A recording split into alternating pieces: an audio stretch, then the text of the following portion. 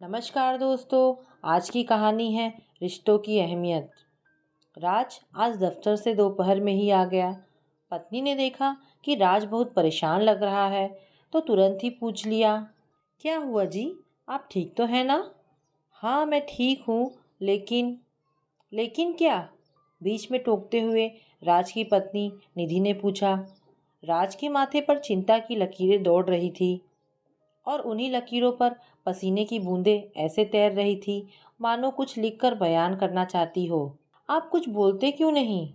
निधि ने एक बार फिर से पूछा, लेकिन राज अभी भी जवाब देने की हालत में नहीं लग रहा था।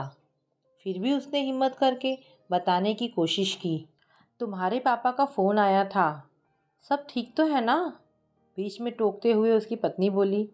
हाँ सब ठीक है, बस वो कह रहे थे कि केतन का उनसे झगड़ा हो गया है और वो उनसे अलग होकर रहना चाहता है।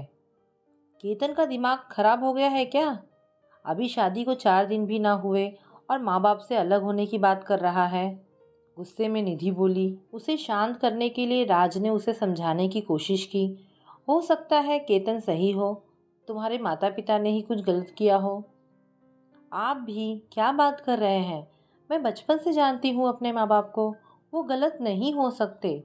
जिन्होंने मुझे पाल पोस कर इतना बड़ा किया, क्या तुम्हें लगता है वो गलत हो सकते हैं? लेकिन हम इसमें क्या कर सकते हैं? मुझे अभी जाना है केतन के पास। उससे पूछूंगी मैं कि उसकी ऐसा करने की हिम्मत कैसे हुई। लेकिन क्या इस समय जाना सही होगा? ये सब मैं नहीं जानती हूँ। मुझे जाना है तो जाना है बस। इस स्थिति में राजनिधि को किसी भी तरह नहीं रोक सकता था, इसलिए उसने उसके साथ जाना ही ठीक समझा। निधि और राज की शादी को 8 महीने हो चले थे। केतन निधि का भाई था, उसकी शादी को अभी 3 ही महीने हुए थे। निधि अपने मायके पहुंची। अभी राज कार में से उतर ही रहा था।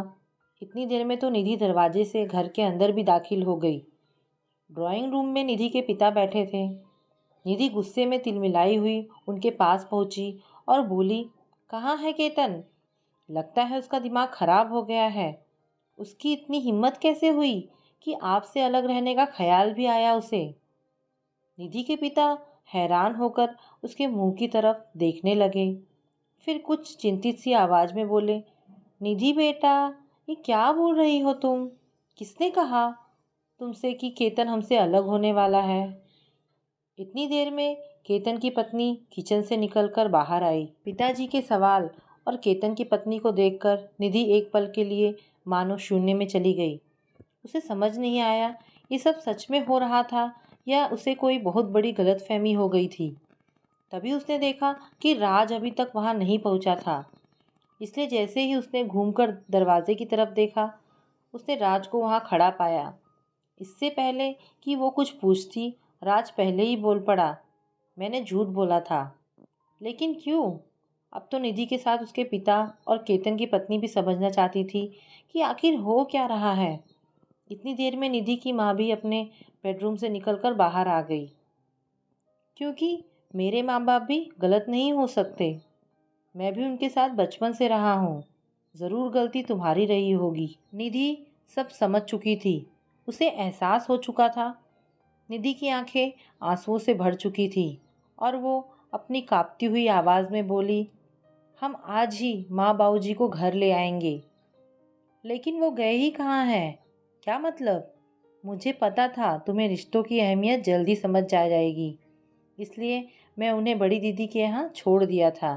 तुम्हारे घर जाने से पहले वो घर पहुँच जाएंगे। आप भी ना। फिर निधि ने राज को गले से लगा लिया। फिर दोनों अपने घर को चल पड़े। तो दोस्तों, बस यही है रिश्तों की अहमियत। जैसा आप अपने लिए चाहते हो वैसा ही अपने जीवन साथी के साथ व्यवहार करो। जीवन खुद ब खुद मज़ेदार हो जाएगा। तो दोस्तों, कहानी यहाँ पर समाप्त होती है। आपको रिश्तों की अहमियत कहानी कैसी लगी मुझे कमेंट करके अवश्य बताएं और इस कहानी को लाइक एंड शेयर